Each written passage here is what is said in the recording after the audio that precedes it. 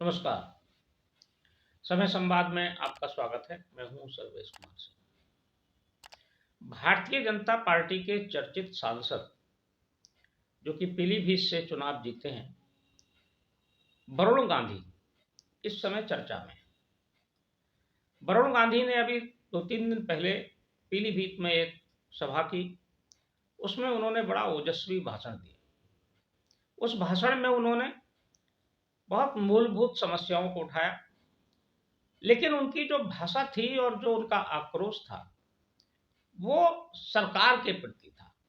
उन्होंने हालांकि सरकार का नाम नहीं लिया, केंद्र सरकार या राज्य सरकार का उल्लेख भी नहीं किया, भारतीय जनता पार्टी का भी नाम नहीं लिया, लेकिन उनका इशारा साफ था। वो पूरी तरह से केंद्र सरकार की नीतियों पर आक्रामक थे। उन्होंने बेरोजगारी का मुद्दा उठाया, नौकरियों का मुद्दा उठाया, पूंजीपतियों का मामला उठाया और आम आदमी की बात को उन्होंने उठाया। उनकी बातों से ऐसा लगा कि वो बगावती तेवर में बोल रहे थे। इससे यह अनुमान लगाया जा रहा है कि पीलीभीत में संभवतः इस बार भारतीय जनता पार्टी की तरफ से उन्हें टिकट मिलने का कोई संकेत नहीं मिला है, इसलिए उनके बगावती तेवर सामने आ रहे हैं। और ऐसी स्थिति अगर बनती है कि पीलीभीत में अगर भारतीय जनता पार्टी किसी दूसरे व्यक्ति को प्रत्याशी बनाती है, तो फिर वरुण गांधी क्या करें? वरुण गांधी का अगला ठिकाना क्या हो? वरुण गांधी ने अपनी राजनीति की शुरुआत भारतीय जनता पार्टी से ही की है। वो पहली बार भारतीय जनता पार्टी से ही चुनाव लड़े, जीते। और उनकी माता जी श्रीमती मेनका गांधी भी कई दूसरे दलों में रहने के बाद वो भी भारतीय जनता पार्टी में आई और भारतीय जनता पार्टी से सांसद है।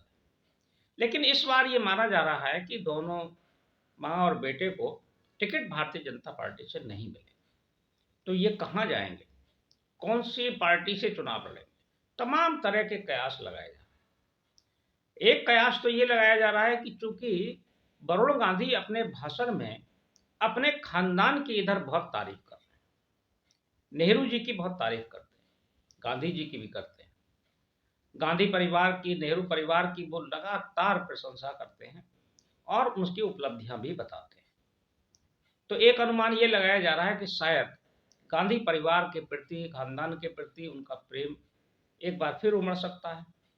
और यदि गांधी परिवार की तरफ से भी अगर संकेत मिले और सहानुभूति पूर्वक अगर विचार हुआ, तो क्या राहुल गांधी के साथ कंधे से कंधा मिलाकर वरुण गांधी भी इंडिया गठबंधन के किसी दल से या सीधे कांग्रेस से ही चुनाव लड़ेंगे?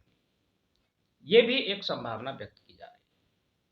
और कांग्रेस में भी संभवतः इस बात पर विचार मंथन हो रहा है, क्योंकि कांग्रेस के लिए सबसे बड़ी चुनौती बनी हुई है अमेठी। अमेठी में 2019 में जब से राहुल गांधी चुनाव हारे हैं, तो उससे राहुल गांधी भी, सोनिया गांधी भी और पूरी कांग्रेस आहत है। सबको लगता है कि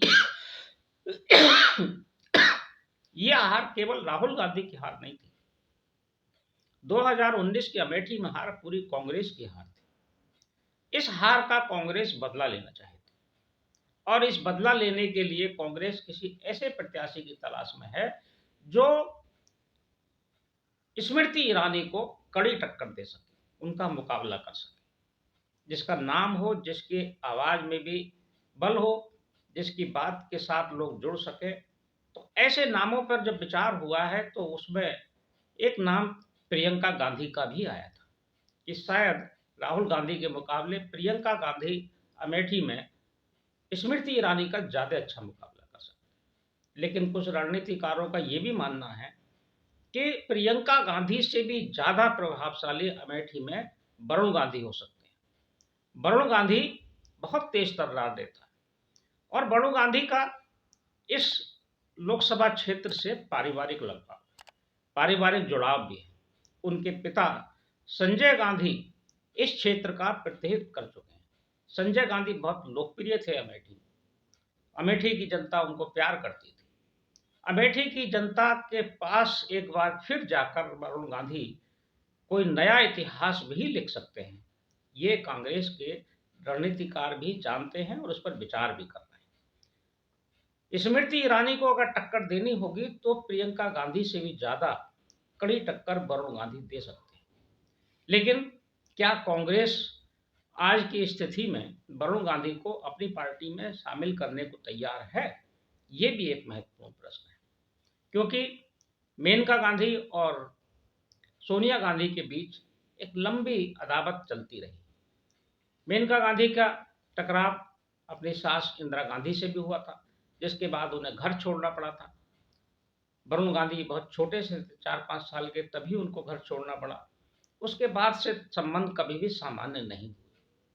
लेकिन क्या वर्तमान परिस्थितियों में संबंधों को सामान्य करने के लिए पुरानी कटुता को भुला दिया जाएगा?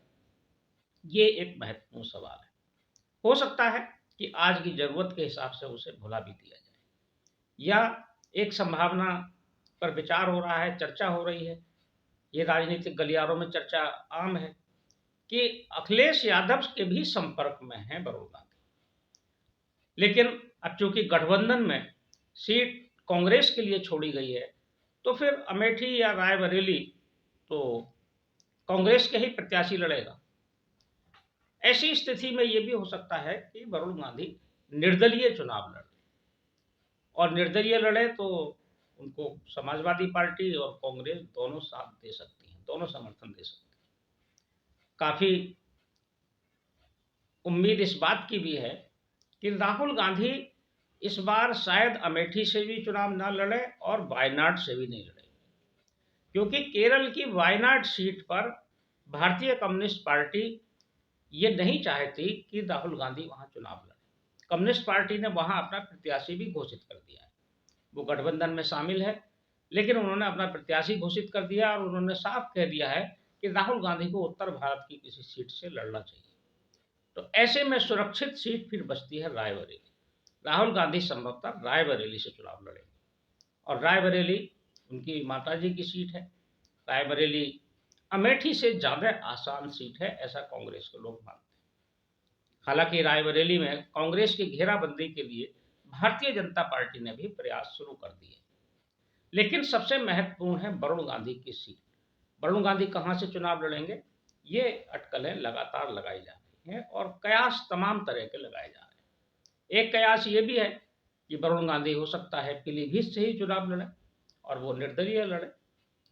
लेकिन वरुण गांधी का अगला कदम क्या होगा, ये बहुत जल्दी मालूम हो जाएगा।